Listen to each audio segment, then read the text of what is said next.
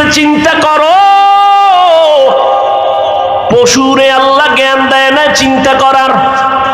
একটা গরুরে যদি ওয়াজ করি, এই গরু 3 দিনের জন্য শ্বশুর বাড়ি বেড়াইতে যাইতেছি, 5 মিনিট পরে আমার বাড়ি পাহারা দিবি। তোর ক্ষুধা লাগলে বাড়ির পেছনে ঘাস আছে, খাবি। তোর বাথরুমের প্রয়োজন হলে পাকা বাথরুম আছে, টাইলস করা, ওখানে গিয়া বাথরুম করবি। 3 ঘন্টা যদি গরুরে বয়ান করি, গরু বুঝবেনি। ওর পায়খানার যখন সময় হবে, মালিকের মাথায় পড়লে চিন্তা করবে না, বিসমিল্লাহ ছাড়া দিয়ে দিবে।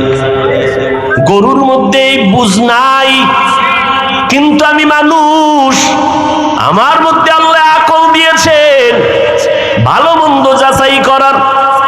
এর চুয়াডাঙ্গার মুসলমান ও যুবক, ও বৃদ্ধ বাবাজি, পর্দার আড়ালের আম্মা জানেরা, আল্লাহ আকল দিয়েছেন।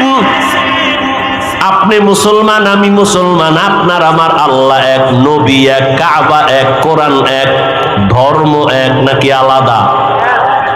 সবাই বলেন। দুনিয়াতে আসছি, হালাত সিস্টেম এক, যেদিন বিদায় হব সেদিনের সিস্টেম এক।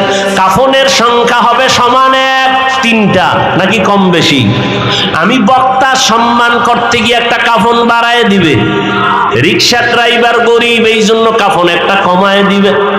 সবার বেলায় কাফনের সংখ্যা এক, কালার হবে আলাদা না? কালারও এক। কে বক্তা, কে শ্রোতা, কে ধনী, কে গরিব, কাফনের মধ্যে ঢুকলে উপরে লেখা থাকবে বড় হুজুরের লাশ। সব এক। কবরের সাইজও হবে এক, কবরের ভেতরে প্রশ্ন হবে 3টা, তাও হবে এক। তুমি কয় টাকার মালিক? প্রশ্ন নাই। তুমি কত এলেমওয়ালা? প্রশ্ন নাই। প্রশ্ন 3টা, আমাকেও আপনাকে সবার বেলায় সমান। রবের পরিচয় দাও, ধর্মের পরিচয় দাও, রাহমাতুল লিল আলামিনের পরিচয়টা দাও। ও যুবকেরা, বৃদ্ধ বাবাজিরা, আমি মুসলমান, আপনিও মুসলমান। আমার মধ্যেও গুনাহ করার আকর্ষণ আছে, আপনার অন্তরেও গুনাহ করার আকর্ষণ আছে। অন্তর আপনার আমারটা কি আল্লাহ স্বর্ণ দিয়ে বানাইছে? গুনাহ করার আকর্ষণ তো সবার অন্তরে আছে, কিন্তু দুঃখ, পাও ধরিয়া ধরিয়া বলতেছি, রে বাবা টুপি পরো, নবীর তরিকা মতো চলো, অথচ আজকে তুমি মুসলমান, টুপি পরতে লজ্জা পাও, আর আমি টুপি না পরলে লজ্জা পাই। তুমিও মুসলমান, আমিও মুসলমান। তুমি পর্দা করতে লজ্জা পাও, আর আমি পর্দা না করলে লজ্জা পাই। তুমি নামাজ পড়তে লজ্জা পাও, আর আমি নামাজ না পড়লে লজ্জা পাই। তুমি হালাল খাইতে লজ্জা পাও, আর আমি হালাল না খাইলে লজ্জা পাই। ও আল্লাহর বান্দা, একটু পানি দিলেও চিন্তা করি এটা হালালের লাইনে না হারামের লাইনে, এই ফলটা ভালো না খারাপ, এই জিনিসটা ভালো না খারাপ, এইভাবে চিন্তা করি। তোমার কোনো চিন্তা নাই। নামাজ নাই, নামাজের জন্য কোনো আফসোসও নাই। রোজা নাই, রোজার জন্য কোনো আফসোসও নাই।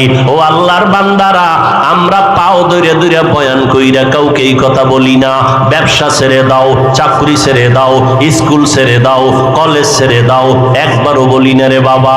বরং আমি দোয়া করে গেলাম, চুয়াডাঙ্গার জমিনের মানুষেরা, স্কুলে পড়ো আলহামদুলিল্লাহ, কলেজে পড়ো আলহামদুলিল্লাহ, চাকরি করো আলহামদুলিল্লাহ, ব্যবসা করো আলহামদুলিল্লাহ, কোনো বাধা নাই। এবং এই কথাও কিন্তু বলি না 5 কল্লি টুপি মাথায় দিও, না দিলে গুনাহ হবে, একবারও বলি না রে বাবা। তাবলিগে না গেলে গুনাহ হবে, একবারও বলি না। পীরের কাছে না গেলে জাহান্নামে যাইবা, একবারও বলি না। কওমি মাদ্রাসায় না পড়লে তুমি জাহান্নামে যাইবা, একবারও বলি না। লম্বা পোশাক না পরলে তুমি জাহান্নামে যাইবা, একবারও বলি না। সব কথার মূল কথা হলো বাবা, যে লাইনেই থাকো সব সময় খেয়াল রাখবা, তুমি গোলামি করবা আল্লাহর, আদর্শ মানবা মদিনাওয়ালা নবী। কোনো দ্বন্দ্ব নাই, কোনো পাপ নাই, কোনো দলাদলি নাই। নবীর আদর্শের মালা গলায় লাগাও রে যুবক। এইবার তোমার অন্তরে ওয়াসওয়াসা দিবে শয়তান। শয়তান তো 3টা, একটা পাশে বওয়া, আর একটা মাঠের বাইরে, আর একটা বডির ভিতরে।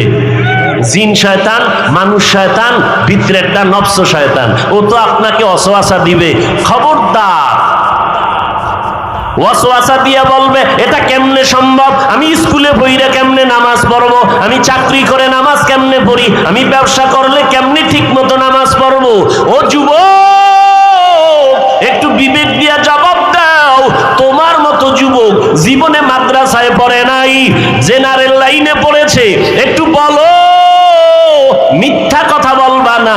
তোমার মতো যুবক পাঁচ বেলার নামাজি স্কুল কলেজের ছাত্র আছে না নাই?